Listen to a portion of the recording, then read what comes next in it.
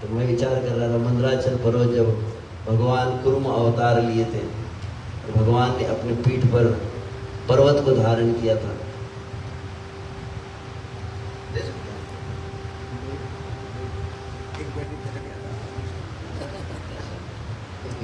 एक नहीं तो दूसरा। जो भी होता, द्वारका में भगवान की 16,108 रानी की 16,108 सोने के महल, फर्नीचर वगैरह नहीं थे, सब हर चीज, आसन भी सोने का। और ऐसे रुक्मिणी महारानी का बहुत सुंदर महल। और रुक्मिणी महारानी के महल में जैसे भगवान श्री कृष्ण आए हैं, भगवान श्री कृष्ण का जैसे प्रवेश होने लगा, सभी दास दासियां वहां पर सेवा के लिए तत्पर हो गई। रुक्मिणी महारानी पूजा की थाल आदि लेकर दौड़ रही है भगवान के स्वागत के लिए। और जैसे भगवान श्री कृष्ण प्रवेश किए तो रुक्मिणी महारानी ने भगवान श्री कृष्ण के चरणों को देखा। और श्री कृष्ण के चरणों का जैसे दर्शन हुआ, अचानक रुक्मिणी महारानी को इतना आनंद हुआ, इतना आनंद हुआ कि रुक्मिणी महारानी वहीं पर, रुक्मिणी महारानी की आंखों से आंसू निकलने लगे और मूर्छित होकर गिर गई, बेहोश होकर। भगवान समझ नहीं पाए, भगवान का लोग दर्शन के दल से आते हैं, भगवान सामने आए और भक्ति बेहोश होकर गिर गया। भगवान श्री कृष्ण रुक्मिणी को उठाए हैं और फिर उन्हें पलंग पर लिटाया गया। फिर कुछ समय बाद रुक्मिणी महारानी होश में आई तो भगवान पूछने लगे, लोग मेरे दर्शन के लिए तरस जाते हैं, मैं तुम्हारे सामने आया और तुम बेहोश हो गई, ऐसे कैसे हो गया? और तब वहां पर रुक्मिणी महारानी कहती है, आप क्या समझो प्रभु, आपके भक्तों के मन में क्या होता है? और तब वहां पर रुक्मिणी ने कहा, हे प्रभु, हे श्याम सुंदर, हे श्री कृष्ण, जैसे मैंने आपके चरणों का दर्शन किया, अगले क्षण मुझे क्या स्मरण हुआ, कितना बड़ा सौभाग्य है भगवान के चरणों का दर्शन। भगवान के चरणों की महिमा को भी कहने के लिए एक शब्द पर मुझे कहा जाए तो एटलीस्ट मुझे 4 घंटे चाहिए। अभी तो मुझे ऑलरेडी हमारे गौर गोपाल भवन ने टाइम लिमिट बता दी है तो हमें तो पता नहीं, हमारी गाड़ी को ब्रेक लगती नहीं। तो रुक्मिणी जब भगवान के चरणों को देखने लगी, कैसे भगवान के चरण है, भक्तिविनोद ठाकुर के शब्दों में कहा जाए तो, एखोनो बुझिनो प्रभु तोमार चरण, अशोक भयामृत पूर्ण सर्व खाना, सकल छाड़िया तुआ चरण कमले,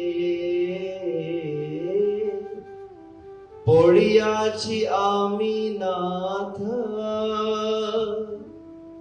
तव पद तले, तव पाद पद्मनाथ राखी हमारे, आर राख करता नाही ए भाव संसारे। बहुत सुंदर है।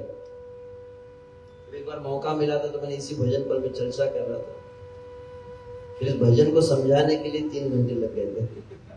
अब एक ही लाइन केवल मैं कहूंगा, एखोनो बुझिनो प्रभु तोमार चरण। भक्तिविनोद ठाकुर कहते हैं, हे श्री कृष्ण, आपके चरणों की अभी मुझे महत्व समझ में आया। भगवान के चरण कैसे हैं? तो इस संसार में 3 प्रकार के प्रॉब्लम्स है, 3 प्रकार की समस्याएं हैं। कौन सी समस्या है? तो पहली एक समस्या है, इस संसार में जो कुछ हमारे साथ हुआ है, जिसको कहते भूतकाल, past tense. We always keep lamenting for the past. भूतकाल के लिए शोक करते रहते हैं, हमेशा रोते रहते हैं, ऐसा क्यों हो गया, ऐसा क्यों हुआ, इसके साथ मेरी शादी क्यों हुई। आप लोग नहीं देखते, और कहेंगे तो फिर यहाँ पर परीक्षा के बाद आने नहीं मिलेगा। जो भी हो, ऐसा क्यों हुआ, मुझे इतना धन कम क्यों मिला, मुझे ये नुकसान क्यों हो गया व्यापार में, परिवार में ये दुख क्यों आए, जो कुछ हो गया उसको याद कर करके लोग रोते रहते हैं इस संसार में। इसको कहते भूतकाल के लिए शोक। और दूसरी चीज क्या है, बोले भविष्य काल के लिए हमेशा मन में भय रहता है, कल क्या होगा। भोगे रोग भयम कुलच्युति भयम रूपे जराया भयम माने दैन्य भयम बलिरिपु भयम देहे कृतांता भयम। तो संसार में हर व्यक्ति कुछ न कुछ डर लगा रहता है। भोगे रोग भयम, ज्यादा पिज्जा पास्ता खा लिया तो पेट खराब हो जाएगा। जो भोग करता है उसे रोग का भय है। कहाँ स्वीट वहां पे रख देंगे, भूल गया, बाद में कोई ले सकता है। मैं अभी लाया था याद, मुझे अभी आया, प्रोविजन कर लिया। तो ज्यादा स्वीट खाएंगे तो डायबिटीज हो जाएगा। और कुछ हमारे परम पूज्य नवयोगेंद्र स्वामी कहते हैं, पिज्जा पास्ता नरक का रास्ता। एक बहुत अच्छे पॉजिटिव थिंकिंग, नहीं प्रभु जी भूख लग गया है तो पिज्जा पास्ता गोलोक का रास्ता। ये मंत्र अच्छा लगता है, वाह वाह, पिज्जा खा के भगवान के धाम जाओ। अभी अभी हम जगन्नाथ जी की कृपा से खाकर आ रहे हैं इस समय पहले, इसीलिए वो जरा फ्रेश है अभी। जैसा खाएंगे मन, अन्न वैसा होगा मन। तो पिज्जा मन है अभी। तो जो भी हो, तो भोगे रोग भयम और बलिरिपु भयम, बहुत शक्तिशाली है तो बोले शत्रु का भय रहता है। रूपे जराया भयम, और बार बार अपना चेहरा आईने में देखते रहते हैं, अपना फेसबुक पर स्टेटस पर लगाते रहते हैं, फिर ये मेकअप, ऐसा लिपस्टिक, ये क्रीम, ये परफ्यूम, ये डाइट, ये नेचुरोपैथी, सब किसके, बोले मैं जवान रहूं, मैं सुंदर रहूं। तो हमेशा क्या डर रहता है, बोले रूपे जराया भयम, बुढ़ापे से डरते रहता है। और कुलच्युति भयम, बहुत अच्छे बड़े कुल में हो, बड़े परिवार में हो तो हमेशा लोग क्या कहेंगे, अपमान का, बदनामी का भय बना रहता है। तो इस तरह से भोगे रोग भयम बलिरिपु भयम रूपे जराया भयम कुलच्युति भयम माने दैन्य भयम देहि कृतांता भयम। अगर मेरा व्यापार में नुकसान हो गया तो क्या होगा, यदि घर में आग लग गई तो क्या होगा, यदि कुछ रोग आ गया तो क्या होगा, यदि कोई शत्रु हो गया तो क्या होगा, यदि मैं बूढ़ा हो गया तो क्या होगा, और यदि मेरी मृत्यु हो गई तो क्या होगा। देहि कृतांता भयम। तो इस संसार में भूतकाल के लिए निरंतर मन में शोक चलता है, और दूसरी अवस्था है भविष्य के लिए निरंतर मन में भय बना रहता है। परंतु भक्तिविनोद ठाकुर कहते हैं, जो कोई भगवान श्री कृष्ण के चरणों का आश्रय लेता है, श्री कृष्ण चरण का स्मरण करे।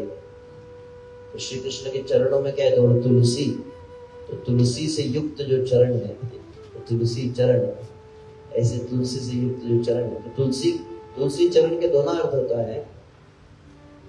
जिन चरणों में तुलसी सदैव रहती है वो तुलसी चरण, और तुलसी के भी चरण कह सकते हैं, वृंदा देवी के चरण भी है, परंतु तुलसी चरण से श्री कृष्ण का नाम है, तुलसी से युक्त जो चरण है। तो ऐसे चरणों के विषय में कहा जा रहा है, क्या कहा गया है, एको नो बूझी नो प्रभु तोमार चरण, अशोक अभय अमृत। तीन अलग है, शोक, भय और मृत्यु। ये तीन चीज से व्यक्ति तुरंत मुक्त हो जाता है। कैसे, केवल श्री कृष्ण के चरणों का आश्रय लेने से।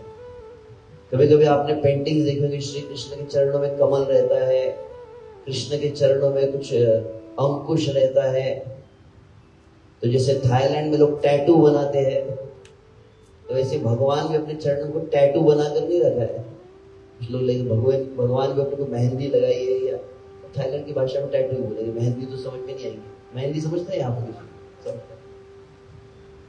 टैटू की भाषा जा समझ में आएगी। तो भगवान ने कोई टैटू नहीं बनाए चरणों में कि भगवान के इसमें कमल है, छतरी है, मछली है। ये केवल कोई पेंटिंग्स, कोई चित्र नहीं है। जो कोई श्री कृष्ण के चरणों का स्मरण करता है, और श्री कृष्ण के चरणों जो स्मरण करे, कैसे स्मरण करते हैं? जैसे गोपियां स्मरण करती थी। गोपियां अपने अपने घर में बैठी, जैसे यहाँ पर कोई माता अपने दुकान में बैठी होंगी तो अपने घर में होंगे, तो आप कहीं पर भी रहे, परंतु मन कैसे कहाँ रहना चाहिए? बोले मन श्री कृष्ण के चरणों में रहना चाहिए। देखो बंदर और मगरमच्छ की कहानी पता है ना? आज मगरमच्छ ने क्या था, उसने बोला यहाँ का कोई प्राणी हमको दिखा रहे थे, गौर गोपाल जो भी है तो एक बार क्या हुआ, बोले एक समय एक नदी में था एक मगरमच्छ, और मगरमच्छ की हो गई बड़ी दोस्ती, जिगरी दोस्ती हो गई बंदर के साथ। तेरा मेरा याराना याद करेंगी दुनिया, ऐसी दोस्ती हो गई। और बंदर हर रोज ताजे ताजे फल लाता था, कभी एप्पल लाता था, कभी थाईलैंड के मैंगो लेकर आता था और मगरमच्छ को खिलाता था। अब मगरमच्छ तो नॉन वेज वाला था, और तो महाप्रसाद खाने को मिल रहा है तो खा लेता था। जैसे हमारे प्रभु जी भी चावल खिला रहे थे मछलियों का, तो बंदर भी ऐसा एकदम डिवोटी बंदर होगा शायद। तो वो आम खिला रहा है, तो कभी सेब खिला रहा है, एक दिन हुआ, 2 दिन हुआ, हर रोज बंदर खिला रहा था प्रसाद, जो भी फल खिला रहा था। तो मगरमच्छ ने एक बार कहा उस बंदर से, मैं हर रोज यहाँ किनारे पर आता हूँ तो मुझे फल देते हो खाने के लिए, तो मैंने भी तुम्हें कुछ खिलाना चाहिए, तो आज मेरे घर पर तुम्हें इनविटेशन है, मेरे घर पर चलो। और जब कहा तो बंदर ने कहा ठीक है, बोले कल मैं तुम्हें लेने के लिए आऊंगा, कल मेरे घर पर चलना, नदी के अंदर आगे, बहुत आगे मेरा घर है, और वहां पर विशेष क्या कहेंगे, विशेष मगरमच्छ कहेंगे, मगरमच्छनी क्या कहेंगे, तो उसको मगरमच्छनी कह क्या कहे जो भी, तो विशेष मगरमच्छ है, मेरी क्या कहेंगे अर्धांगिनी है, उसने आपको इनविटेशन दिया है भोजन के लिए। तो अगले दिन बंदर बिल्कुल तैयार हो गया, मगरमच्छ नदी के किनारे है, बोले कैसे जाएंगे? बोले आसान है, तुम मेरे पीठ पर बैठ जाओ, मैं तुम्हें लेकर जाऊंगा। तो मगरमच्छ ने एक छलांग लगाई, बंदर ने एक छलांग लगाई और मगरमच्छ की पीठ पर बैठ गया, और मगरमच्छ वहां पर आगे आगे चलने लगा। और जैसे आगे चलने लगा, एकदम ठीक वो जब बीच में नदी के आ गया, तो तब मगरमच्छ से रहा नहीं गया, उससे पेट में बात हजम नहीं हुई, उसने कह दिया, बोले तुम मुझे इतना फल खिला रहे हो, तो मैं बहुत दिनों से अपने पत्नी को बता रहा था, तो पत्नी ने तुम्हारे बारे में पूछा और तुमसे मिलने की इच्छा की, तो आज हम तुमको खाने पर मैं लेके जा रहा हूँ, पर तुमको पता नहीं है क्या मैं खाने, आज क्या है खाने पर? नहीं, बोले आज मेरी पत्नी तुम्हारा कलेजा खाने वाली है, तुम्हारे हृदय को निकाल कर खाने वाली है। अब बंदर समझ गया, तो बंदर भी था थोड़ा चतुर, जय कृष्ण भजे सही बड़ो चतुर, श्री कृष्ण का भक्त बड़ा चतुर होता है। तो बंदर ने कहा कि अच्छा भाभी जी को कलेजा खाना था? बोले हाँ। पहले क्यों नहीं बताया? बोले क्यों, क्या हुआ? बोले जब भी मैं बाहर जाता हूँ ना, तो मैं कलेजे को पेड़ के ऊपर रख कर जाता हूँ, कलेजा तो वही रह गया गोविंदा रेस्टोरेंट में। अभी भी देर नहीं हुई है? बोले अभी तो नदी का किनारा पास में ही है, अभी यू टर्न ले लो गाड़ी का, तो रिवर्स गियर, कल तो गाड़ी बंद पड़ गई थी रिवर्स गियर में, तो ऐसी गाड़ी नहीं चाहिए। तो गाड़ी को जैसे यू टर्न लिया और फिर वापस किनारे पर जैसे ही पहुंचे, बंदर ने जोर से छलांग लगाया, सीधा पेड़ की टहनी पर चढ़ गया। मगरमच्छ कह रहा है अच्छा प्रभु जी चलो कलेजा लेकर चलना है ना? बोले हो गया, इसके बाद हमारी दोस्ती नहीं, दी एंड। तो कलेजा को पेड़ पर था नहीं, परंतु उसने क्या कहा, कलेजा पेड़ पर था। तो वैसे हमारे भक्त कहते हैं, जब संसार में आप चले जाते हैं ना, तो संसार में जाते तो क्या जरूरी है? बोले संसार में जाते जो कलेजे को पेड़ पर टांग कर रखना चाहिए। मतलब क्या? बोले संसार में जब जाते हैं तो मन को श्री कृष्ण के चरणों में छोड़कर जाना चाहिए।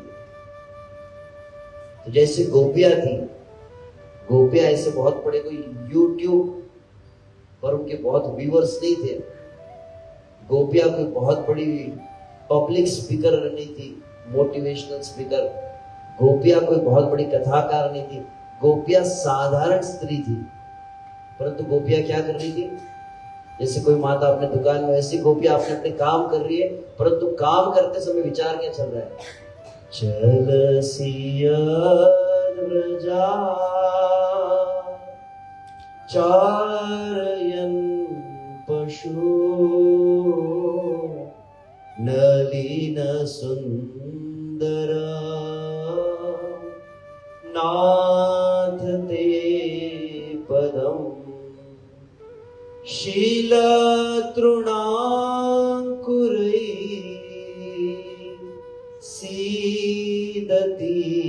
सीदतीतिना कलिलतामना कांत गच्छति। गोपी कितनी गाना, परंतु गोपियों का भाव है, गोपियां वहां पर अपने अपने काम में है, काम छोड़ा नहीं है, परंतु मन कहां पर है? मन श्री कृष्ण में है। और विचार क्या कर रही है? चल सिया व्रजा, कि श्री कृष्ण भी वृंदावन के वन में जा रहे होंगे। चारयन पशु, और गैया आगे आगे चल रही होंगी, और गैयों को श्री कृष्ण बांसुरी बजाते हुए चला रहे होंगे। और उस समय क्या होगा? बोले गैया जब चलती है ना तो वृंदावन में घास होती है, तो गैया चलते हुए घास को खाने लगती है, चबाने लगती है। तो जब घास को चबाती है तो घास का ऊपर का जितना सॉफ्ट पार्ट होता है ना, वो गैया खा लेती है। तो गैया पूरा नरम भाग जब खा लेती है तो नीचे का नुकीला भाग, जिसको तृण कहते हैं, एकदम हार्ड जो पार्ट होता है ना, रह जाता है, और ऊपर का नरम नरम खा लेती है। तो 9 लाख गैया जब पूरा घास खा जाती है तो उसके पीछे क्या होता है? तृणचरानुगम। श्री कृष्ण का नाम क्या है? तृणचर। तो घास को खाने वाले कौन है? चरने वाली गाय। और उनके पीछे कौन चलते हैं? श्री कृष्ण। और श्री कृष्ण के चरण कैसे? श्रीनिकेतनम। लक्ष्मी उन चरणों को दबाती रहती है। और कैसा वो चरण है?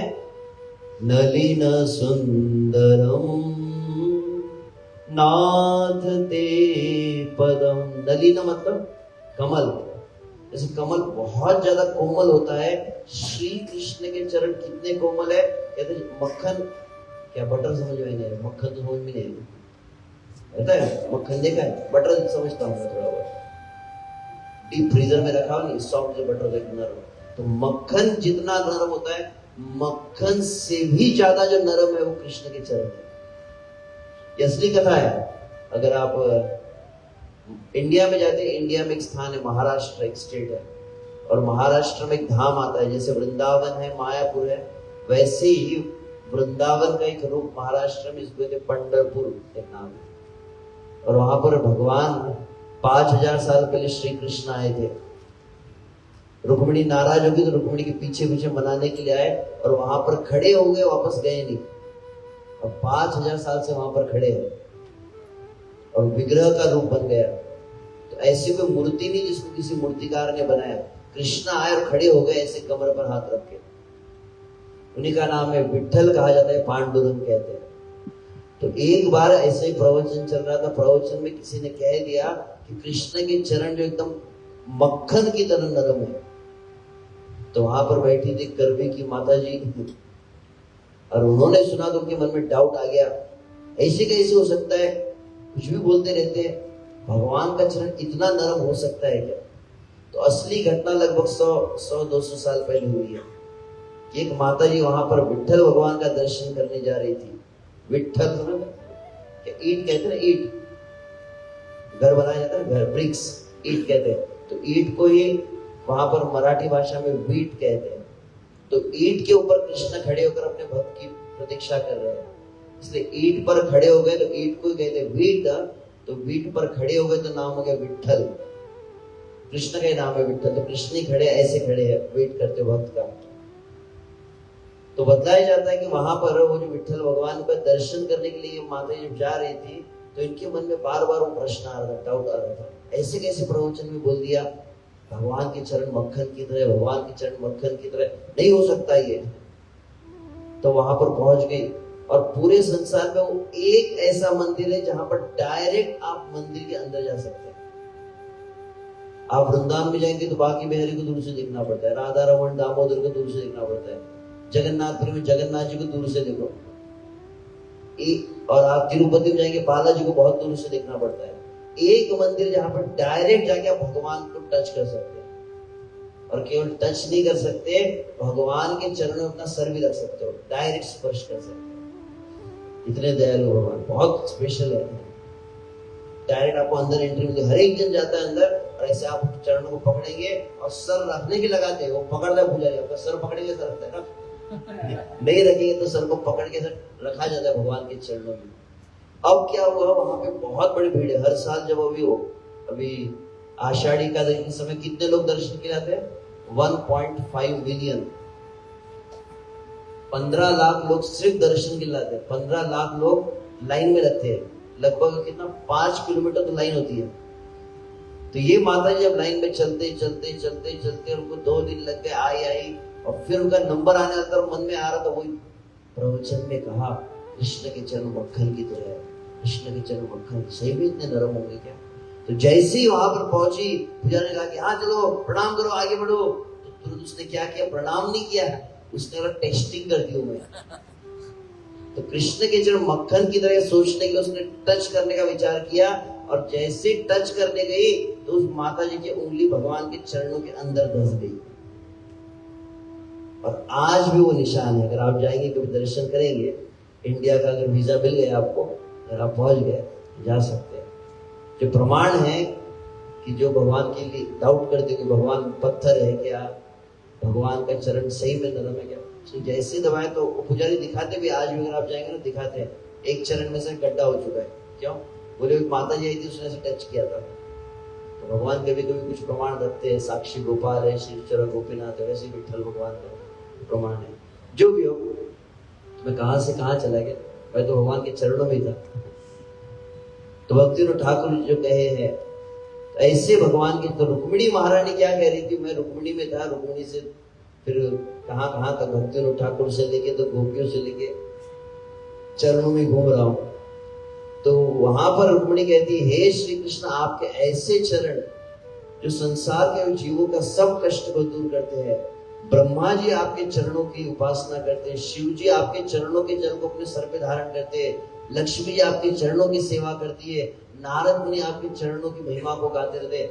ऐसे चरण बड़े बड़े ऋषि मुनि हजारों साल तपस्या करने उनका दर्शन नहीं होता है, देवताओं को भी दर्शन नहीं मिलता है। हमारे क्या भक्त कहाँ के, देव देव जगतपति भक्त है ना यहाँ पर, तो देव देव जगतपति। तो जब सभी देवता कहाँ चले गए थे, बोले देव तत्र गत्वा जगन्नाथ देव देव जगतपति पुरुषम पुरुषोत्तेन उपगस्ते समाहितः। सब देवता मिलकर कहाँ गए, 33 कोटि देवता क्षीर सागर के तट पर गए।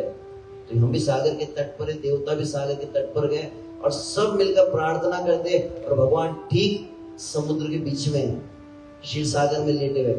डायरेक्ट किसी को भी दर्शन नहीं होता है, सिर्फ वो किनारे पर खड़े रहकर प्रार्थना करते, परंतु देवा अपि रूपस्य नित्यम दर्शन कांक्षण। तो रुक्मिणी कह रही है देवताओं को कृष्ण के दर्शन नहीं मिलते चरणों के, शिव जी चरणों का केवल जल को ही अपने मस्तक पर लेकर संतुष्ट, ऐसे साक्षात भगवान है। हम जगन्नाथ जी के सामने जब आते, साधारण हमारा भाग्य नहीं है, भगवान के सामने बहुत लोग नहीं आ सकते। कितने लोग क्या क्या कर रहे, बहुत कुछ करेंगे, परंतु भगवान के सामने आएंगे नहीं। और कुछ लोग भगवान के सामने आते भी ना, आप देखेंगे दुनिया में लोग मंदिर में क्या करते हैं, इस जगह आग बंद कर लेंगे, देखने की चीज है 1000 बार देखो, बार बार जिनको देखना है उनको नहीं देखेंगे, बाकी नेटफ्लिक्स प्राइम वीडियो सब चलते रहते, रील्स चलती रहती है, उसको आंखें फाड़ फाड़ के देखते रहते ऐसे, तब आंखें बंद नहीं होंगी। परंतु श्री कृष्ण सामने आने आंख बंद हो जाती है।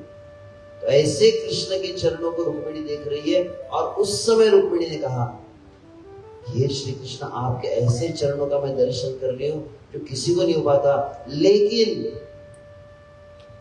अब मन में विचार आ रहा है, बार बार आपके भक्त बुलाते रहते हैं, कभी राजसूय को पुकारते हैं, तो कभी द्रौपदी पुकारती है, कभी युधिष्ठिर पुकारते हैं, और भगवान के भक्त जब पुकारते रहते भगवान दौड़ दौड़ कर चले जाते हैं, हमेशा ऑन ड्यूटी रहते हैं।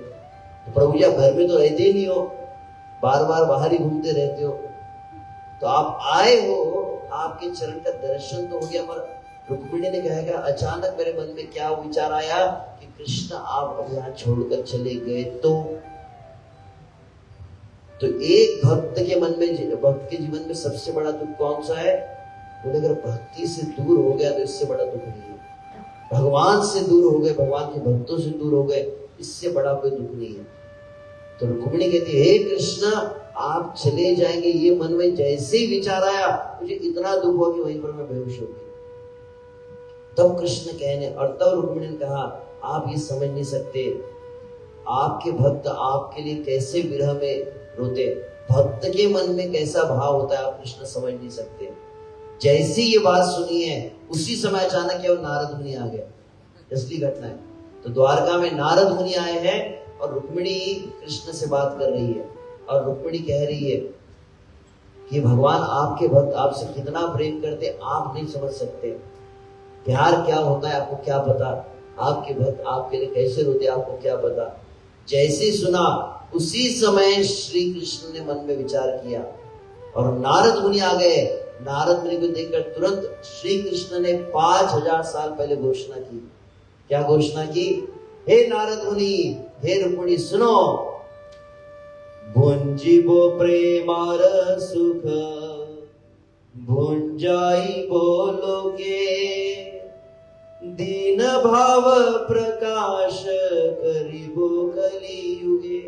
भुंजिबो मतलब यहाँ पर कृष्ण तुरंत कह रहे हैं, आगे चलकर कलयुग में क्या होगा, मैं स्वयं अपने ही प्रेम के सुख का अनुभव करूंगा, प्रेम के सुख का अनुभव मैं करूंगा, और मैं पूरे दुनिया में, और भगवान ने भुंजाई वो लोके कहा, लोके मतलब पूरी दुनिया। तो भगवान ने जब पूरी दुनिया कही तो पूरी दुनिया में कर भी आया कि नहीं, आया कि नहीं पूरी दुनिया में।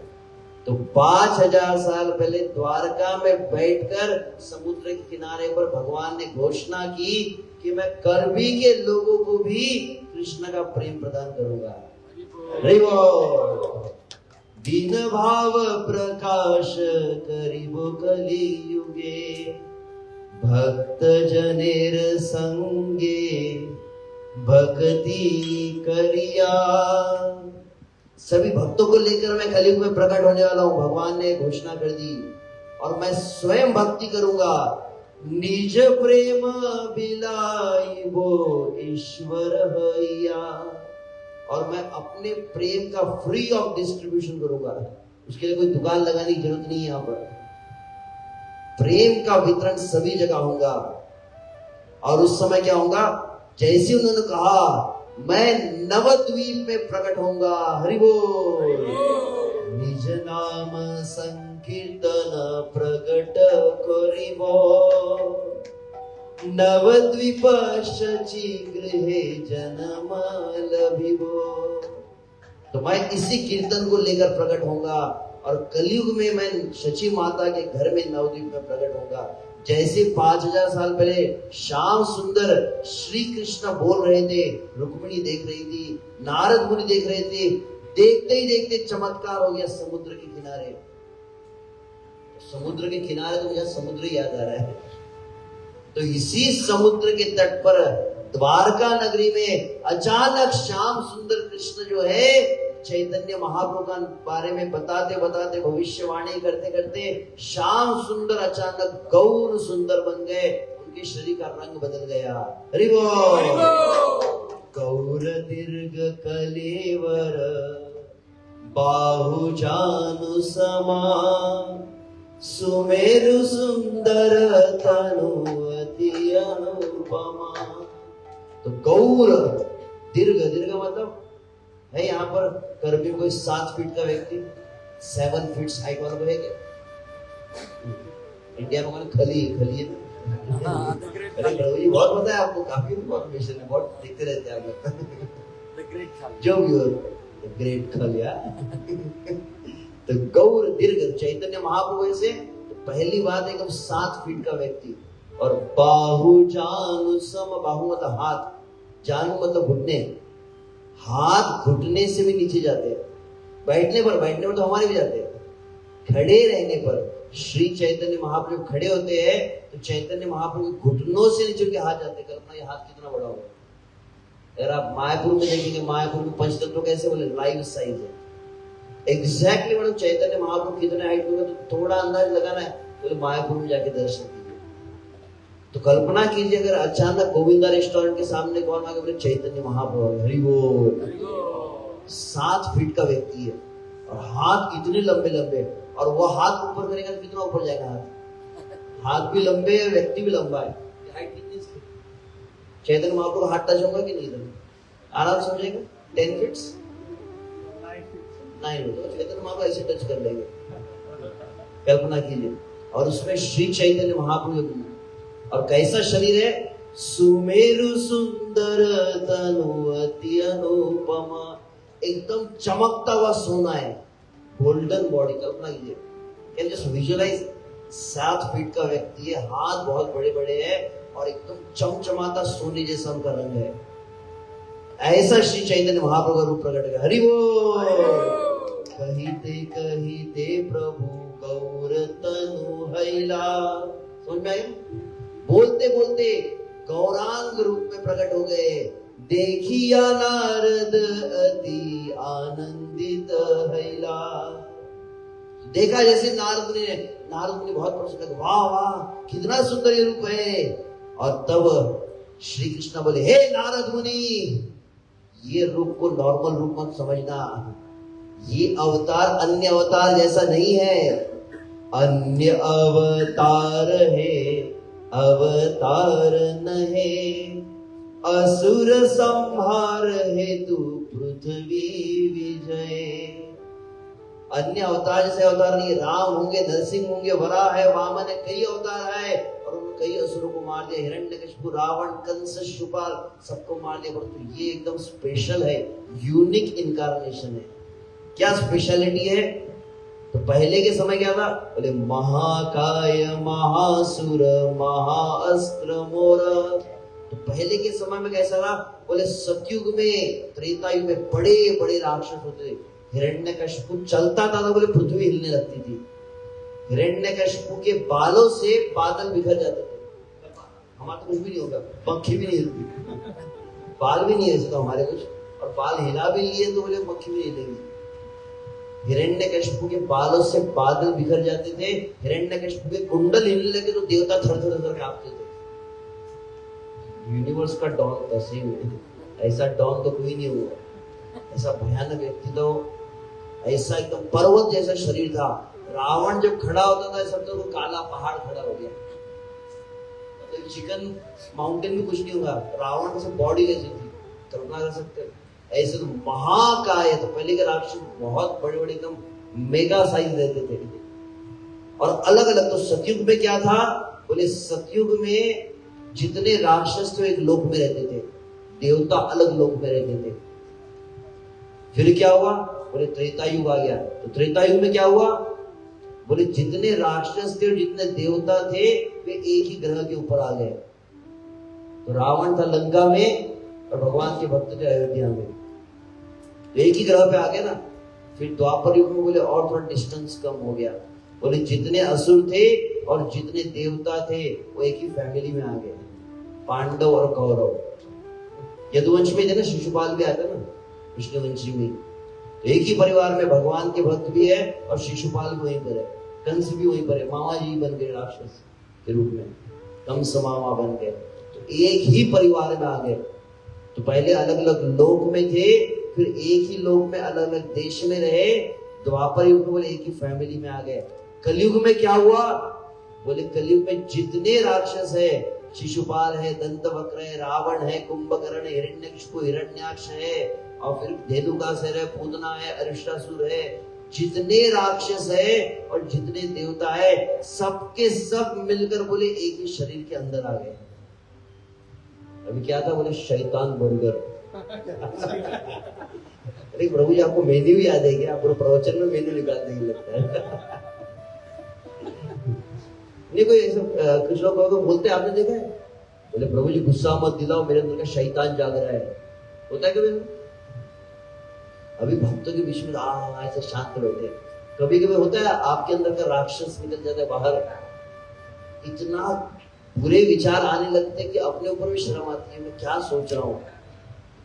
तो हमारे अंदर ही असुर भी और हमारे अंदर ही भी देव विचार भी है, डिवाइन एंड डेमोनिक मेंटालिटी जिसको कहा जाता है।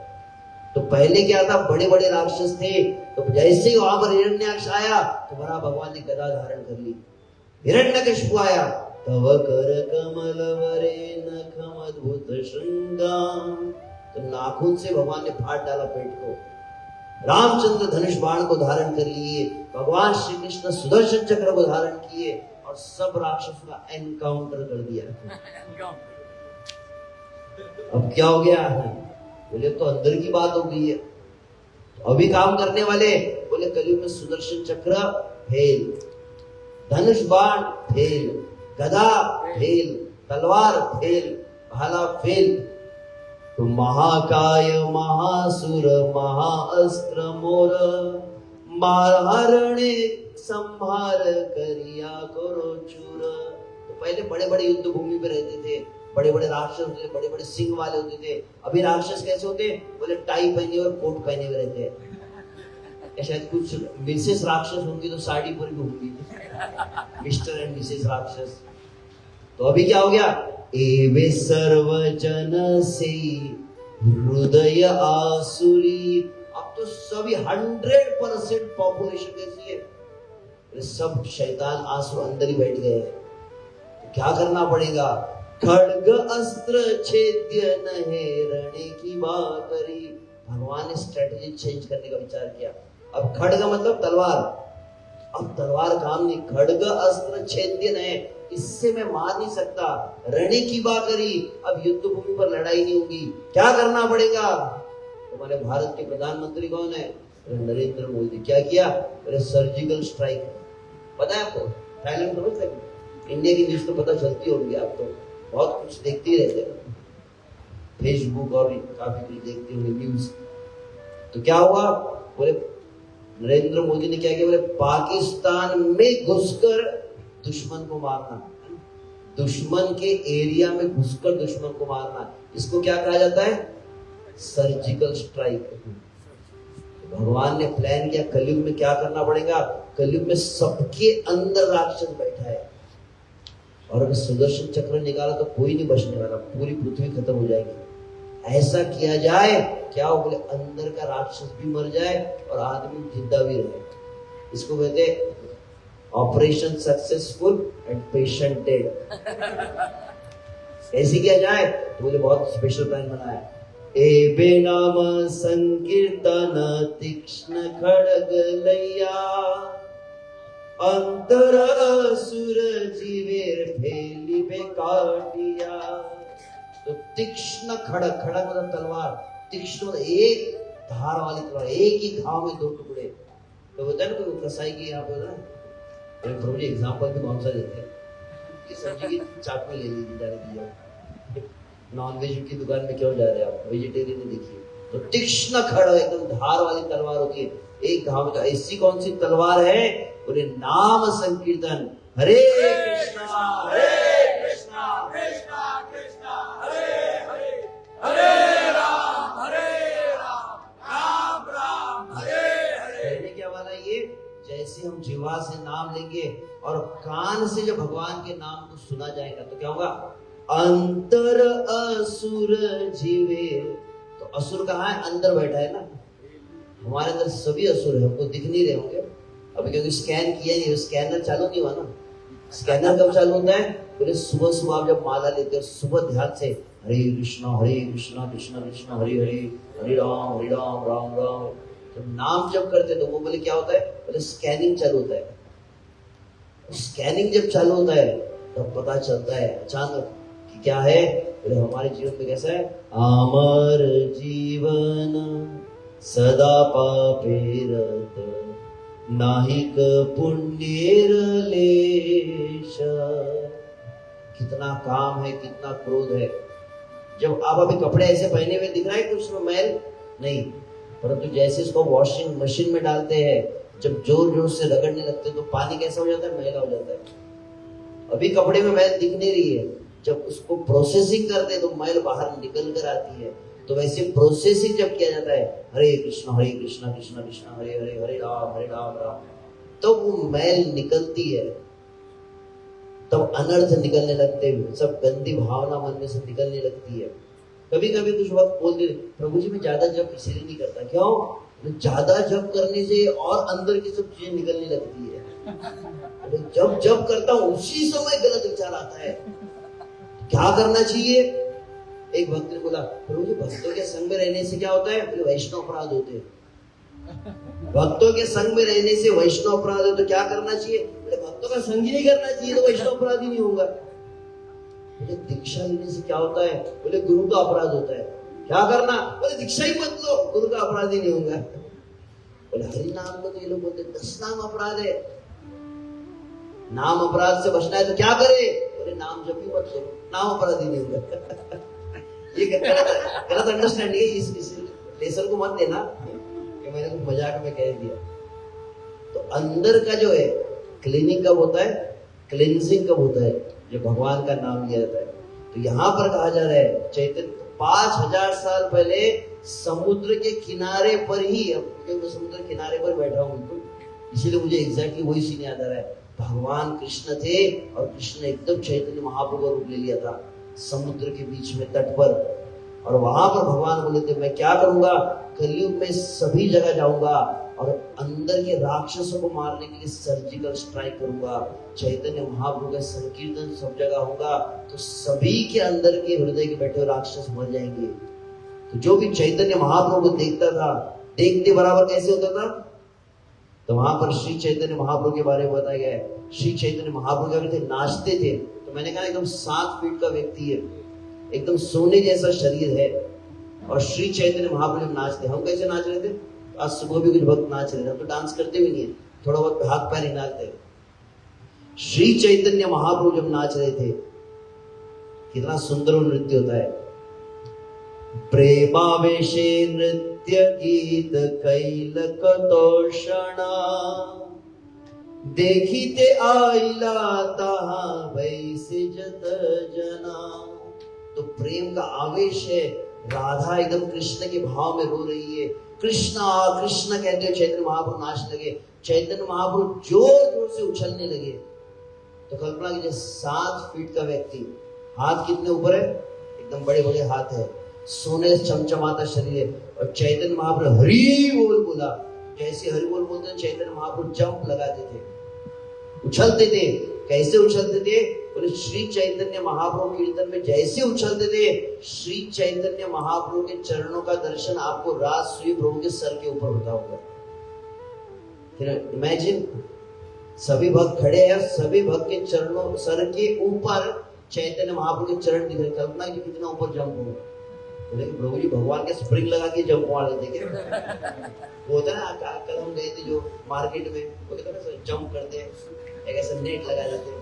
तो चैतन्य महाप्रभु कहता है ऐसे जंप मार देते, हरी बोल कहते चैतन्य एक तो ऊपर जाते थे, सब ऐसे बोलते थे। तो कल्पना कीजिए, तो क्या होता था? देखिते आइला ताहा वैसे जत जना। तो जितने भी कर्मी के लोग थे सभी दौड़ दौड़ के आ गए, चैतन्य महाप्रभु नाच रहे हैं। चैतन्य महाप्रभु का डांस करता है, तो मैग्नेटिक डांस होता है, जैसे चुंबक खींचता है ना चैतन्य महाप्रभु के। तो हरे कृष्ण वाले भक्तों का डांस कैसा होता है? तो सभी लोगों को अट्रैक्ट करता है। कई बार हमने देखा जब नगर संकीर्तन करते हैं, भक्त लोग जब नाचते सब लोग देख लगते हैं। यहाँ तो कुछ कुछ जगह पर दारू पिया हुआ शराब में झूम बराबर झूम शराबी ऐसे झूम रहा है, वो भी झूमने लगता है कीर्तन में। है। यहाँ कभी हुआ ऐसा? हमारा होता है कभी कभी कभी एक दो बेवड़े तो आ ही जाते कीर्तन में डांस करने के लिए, चलो वो तू भी प्रसाद खा ले जा, हरि बोल हरि बोल, वो बोलता हरि बोल हरि बोल, और वो सबसे ज्यादा डांस करता है। जो पिया हुआ रहता है उसको डांस ज्यादा, क्यों? तो जो पिया हुआ रहता है उसको नित्यानंद को ज्यादा कृपा मिलती है। उल्टा बोल रहे कल हम भी दारू भी तो सभी लोग वहां पर अट्रैक्ट हो गए, सभी नाचने लगे और चारों तरफ सबने घेर लिया चैतन्य महाप्रभु को। चौदिके दे सब लोग बोले हरि हरि, चौदिके दे सब लोग बोले हरि हरि, प्रेमावेशे मध्य नित्य करे गौर हरि, प्रेमावेशे मध्य। चारों तरफ से सबने घेर लिया, सभी हाथ ऊपर कर लिए, सभी लोग क्या कर रहे हैं? हरि बोल हरि बोल हरि बोल। आप लोग नहीं बोल रहे, चैतन्य महाप्रभु जो देख रहे सब क्या कह रहे थे? हरि बोल हरि बोल हरि बोल, प्रेमावेशे मध्य नित्य करे गौर हरि। चैतन्य महाप्रभु बीच में नाच रहे, सभी हाथ ऊपर हरि बोल कर रहे, और ऐसा चैतन्य महाप्रभु का रूप है कांचन सदृश देह अरुण वसना, कांचन सोने का, एकदम सोने से बन रहा है, अरुण मतलब लाल लाल सन्यासी वेश पहना है। कांचन सदृश देह अरुण वसना,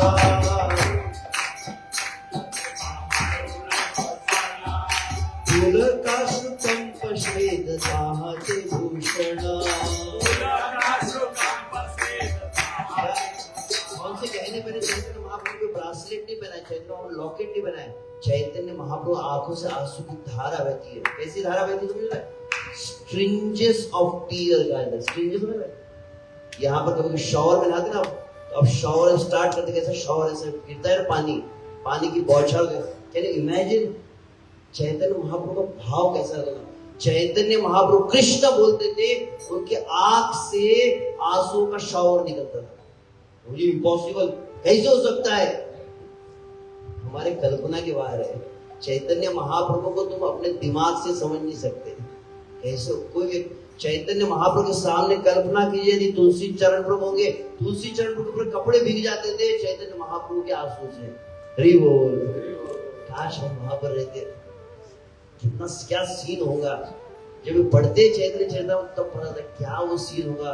चैतन्य महाप्रभु नाच रहे थे, उनके आंखों से आंसू निकल रहे थे, सब हाथ ऊपर के हरि बोल कह रहे थे। और क्या हुआ? देखिया लोके रमने होइल चमत्कार। अभी हमने सुना तो हमको आश्चर्य हुआ, how it can be possible. तो ऐसे चमत्कार है। चैतन्य महाप्रभु कैसी भक्ति दिखा रहे, किसी को समझ में नहीं आ रहा, सबका मन विस्मित हो गया। यद लोक आइसे के हो नाही आय घर,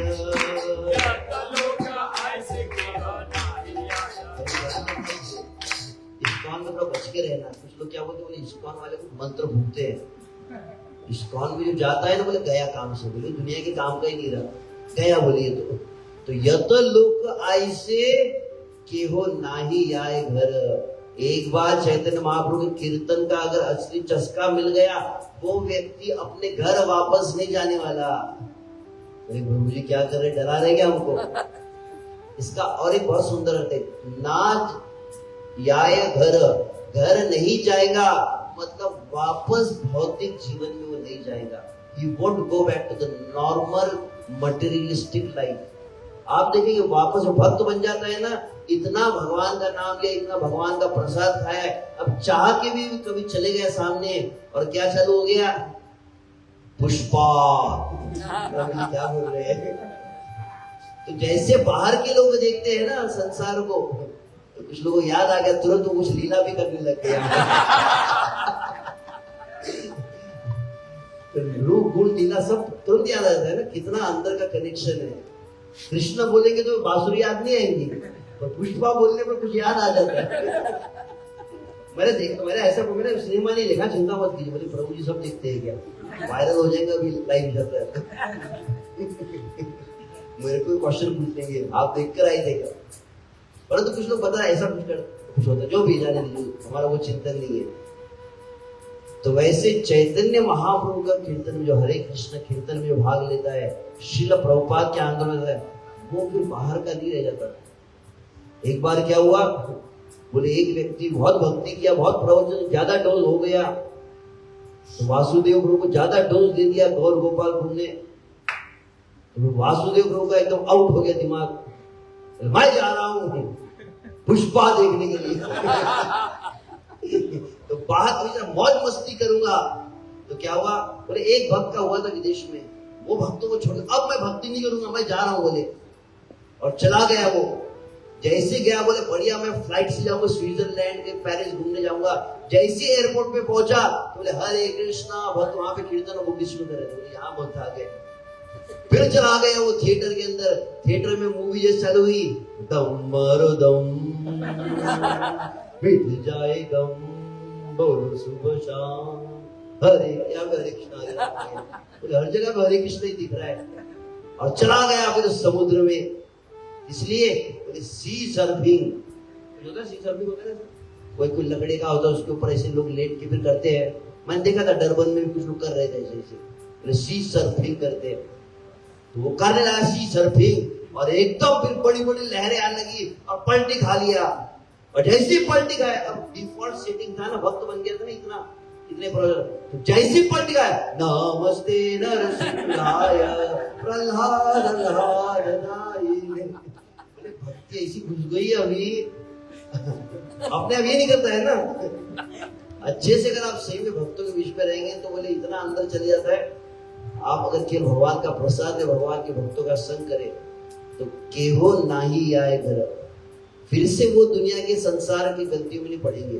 अगर चले भी गए, मान लीजिए कोई व्यक्ति चला गया, इसलिए मूवी देखने चला गया, और आप मूवी देख रहे हैं, मूवी देखते समय क्या हुआ, आपका एक दोस्त आपके साथ में बैठा है, जिस दोस्त ने वही मूवी 20 बार देखी हुई है, और आप देख रहे हैं मूवी, मुझे पता है क्या होने वाला है, देख अभी ना हीरो का एक्सीडेंट होगा, सस्पेंस ही चला गया। अरे चिंता मत कर, मरने नहीं वाला है, दूसरे सीन में देखना, वो वापस वहां पे दिखाई देगा। मजा आएगा कि सिनेमा देखने का, पूरा सस्पेंस खत्म हो जाता है। तो वैसे ही क्या करते, बोले इस संसार में आप एक दोस्त के साथ में बैठे, कौन से, बोले श्रील प्रभुपाद जी की किताबें आप पढ़ेंगे, प्रभुपाद जी के प्रवचन सुनेंगे, तो किसके समान है, बोले दोस्त के समान है। जैसी दुनिया में कुछ अगर भोग करने जाएंगे, यही संस्पर्शा होगा दुख यो न एवते, संसार में कुछ भी अगर आप दुख सुख प्राप्ति की इच्छा करेंगे तो उसी में आपको दुख और कष्ट मिलने वाले हैं। तो ऐसे चैतन्य महाप्रभु कीर्तन में सभी लोग अट्रैक्ट होने लगे, सभी नाचने लगे, के हो नाचे के हो गाए श्री कृष्ण गोपाल, के हो नाचे के हो गाए श्री कृष्ण गोपाल, के हो नाचे के हो गाए श्री कृष्ण गोपाल, के हो नाचे के हो गाए श्री। चैतन्य महाप्रभु नाच रहे थे और घर भी वाले सिर्फ हरि बोल कह रहे थे। फिर धीरे धीरे क्या हुआ, बजा सकते, फिर क्या हुआ, धीरे धीरे फिर सभी लोग हाथ ऊपर करने लगे, ताली बजाने लगे, और फिर उसमें जो गर्मी के कुछ भक्त आने लगे, उसको ताली बजा सकते, और कुछ डांस करने लगे, कुछ गाने लगे, कृष्ण का नाम, गोपाल का नाम गाने लगे।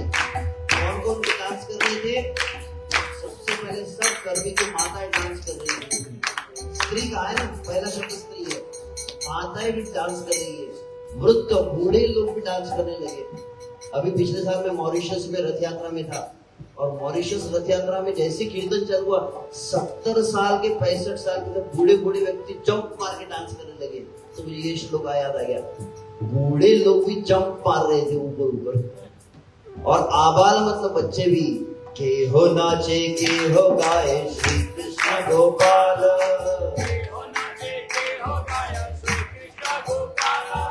प्रेम के भाषिला लोग श्रीवृंद आबाल, प्रेम में डूब गई है। ऐसे भक्त नाच रहे, गा रहे हैं, कीर्तन कर रहे हैं चैतन्य महाप्रभु के साथ मिलकर। और ये जब देखा नित्यानंद प्रभु को, अचानक 500 साल पहले गर्मी की याद आ गई, थाईलैंड के भक्तों को याद करने लगे। नित्यानंद प्रभु ने क्या कहा, ये भक्तों सुनो, नित्यानंद ने दोनों हाथ ऊपर करके भविष्यवाणी की। सुनो सुनो सुनो, क्या कहा? देखी नित्यानंद प्रभु कहे भक्त गणे,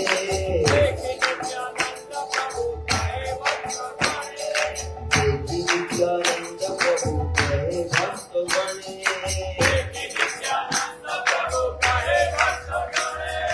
कई रूपे नित्य आगे हवे ग्रामे ग्रामे,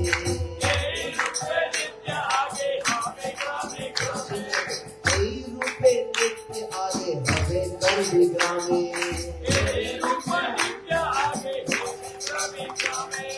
गर्भी में भी ऐसे डांस होगा। तो ग्रामे ग्रामे मतलब पूरे संसार के हर गांव में डांस होने वाला है। नित्यानंद ने जब कहा तो नित्यानंद को हर गांव का जब नाम बारे में सोच रहे थे तो नित्यानंद को करबी की याद आएगी नहीं? तो दुनिया में जितने गांव है हर गांव में भक्त लोग नाचेंगे और कीर्तन करेंगे, हरे कृष्णा कृष्णा कृष्णा हरे हरे, हरे राम राम। इस तरह से आप आ गया है। हे विनाम संकीर्तन कृष्ण खड़ग गैया,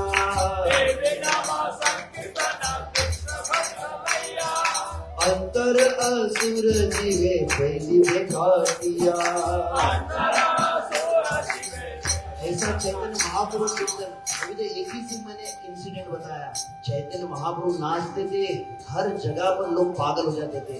चैतन्य महाप्रभु को देखकर लोगों को भक्ति मिल जाती थी। चैतन्य महाप्रभु ने स्पर्श किया तो प्रेम मिल जाता था। चैतन्य महाप्रभु ने आलिंगन किया तो प्रेम मिल जाता था। चैतन्य महाप्रभु के पैर का स्पर्श हुआ तो बाघ हाथी भी नाचने लग जाते थे। चैतन्य महाप्रभु के स्पर्श से हिरण के आंखों से आंसू बहने लग जाते थे। चैतन्य दयार करहो विचार, विचार करिबे चित्ते पावे चमत्कार। चैतन्य महाप्रभु कितने दयालु, विचार करेंगे चैतन्य महाप्रभु कितनों को भक्त बना दिया। काश कितना अच्छा होता 500 साल पहले हम चैतन्य महाप्रभु के साथ रहते तो।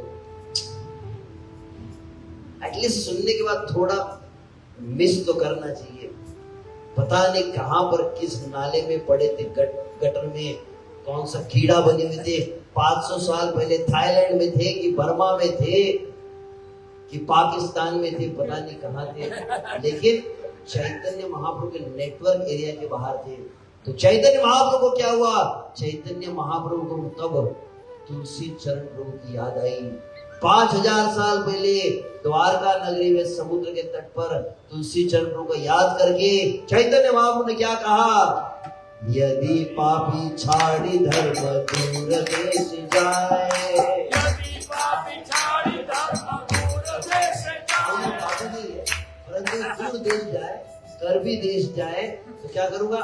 मोर सेनापति भक्त जाई बताए, मोर सेनापति भक्त जाई बताए, मोर सेनापति भक्त जाई बताए, मोर सेनापति भक्त जाई। 5000 साल से द्वारका में कृष्ण नारद को बोल रहे हैं और बोले कि मैं 500 साल बाद कलयुग में आऊंगा, क्या करूंगा? मैं संसार में कीर्तन करने वाला हूँ। लेकिन कुछ लोग मेरे गौरांग नेटवर्क एरिया, यहाँ कौन सा है? गोविंदा है ना वाईफाई, तो गौरांग वाईफाई नेटवर्क एरिया से बाहर जो लोग हैं, चैतन्य महाप्रभु के समय जो कृपा नहीं प्राप्त कर पाए, ऐसे लोगों के लिए कहा गया दूर देश जाए। चैतन्य महाप्रभु जो दूर रह गए उनके लिए चैतन्य महाप्रभु 5000 साल पहले द्वारका में भविष्यवाणी किए, एक ऐसे जीव को मैं कलयुग में भेजूंगा जो पूरे दुनिया में कीर्तन को करवाएगा, और वो है श्रील प्रभुपाद की। मोर सेनापति भक्त जाई बताए, ऐसा भक्त पूरी दुनिया में कीर्तन करवाने वाला है। और कैसा होगा उस समय जब पूरी दुनिया में कीर्तन होगा? तो निज प्रेम भाषा वो ब्रह्मांड सभा,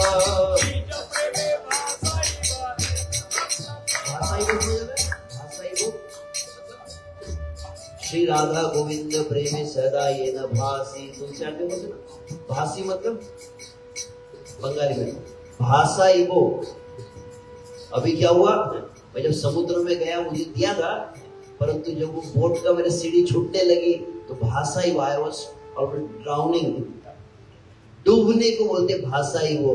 तो यहाँ पर भगवान क्या बोले, जब वहां सेनापति भक्त आएगा, श्रील प्रभुपाद आएंगे, पूरा ब्रह्मांड कृष्ण प्रेम में डूब जाएगा। कृष्ण प्रेम की सुनामी आने वाली है। हरि बोल। निज प्रेम भाषाई वो ब्रह्मांड सब,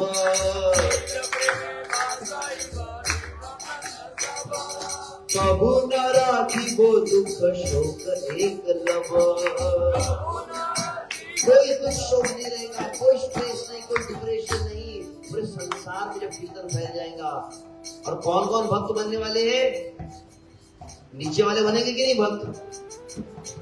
सब बनेंगे। कौन कौन? तो 3 कैटेगरी है। भाषा वो स्थावर जंगम देव गणे। अरे मनुष्य नहीं, स्थावर।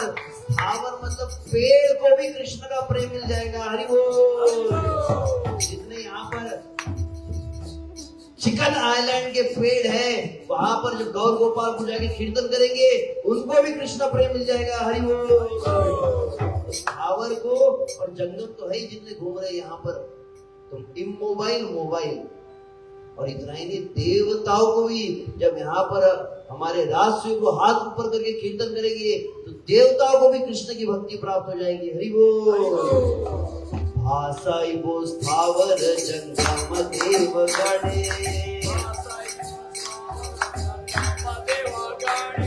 सुन आनंदित कहे थे दास लोचने।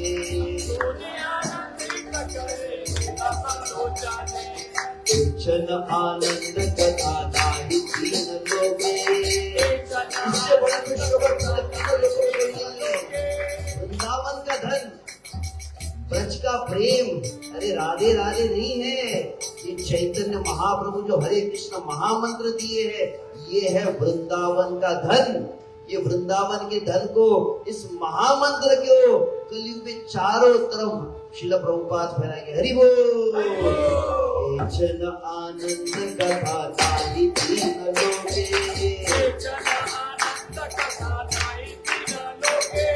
वृंदावन धन प्रकाश वो कलियुगे। और ऐसा प्रेम है जो प्रेम किसको भी नहीं मिलता था। ब्रह्मा जी शिव जी भी तरस जाते थे। ऐसे प्रेम को कलयुग में 1 नंबर का जो नालायक है, 1 नंबर का पापी दुराचारी जो कर्मी में है, उसको भी कृष्ण का प्रेम मिल जाएगा। हरि बोल। ये प्रेम याचय शिव विरंचित अनंत। याचना करते कौन? अरे शिव जी मांगते मुझे भी प्रेम दो। विरंची मतलब ब्रह्मा जी और अनंत शेष, तीनों मिलकर प्रेम मांगते, पर तीनों को प्रेम नहीं मिलता। परंतु कलयुग में अधम दुरंत सबसे पापी व्यक्ति को भी चैतन्य महाप्रभु प्रेम प्रदान करने वाले। हरि बोल। ये प्रेम याचय शिव विरंचित अनंत।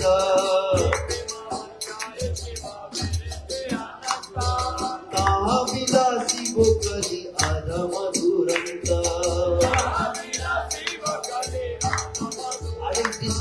Free of cost. ताहा विलासी वो कली अधम दुरंत।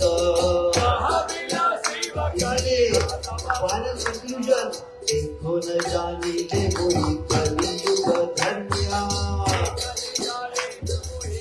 You are the most fortunate people. अरे सच्ची त्रेतायुग वाले उतने भाग्यशाली नहीं थे जितने गर्मी के लोग हैं। हरि बोल। देखो न जाने ले कोई कलियुग धन्य।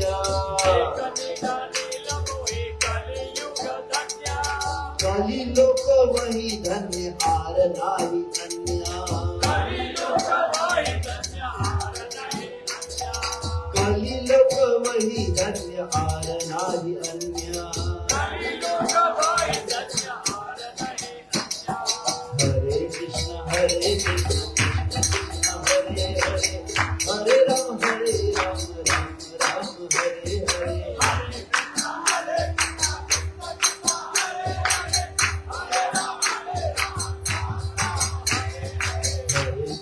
हरे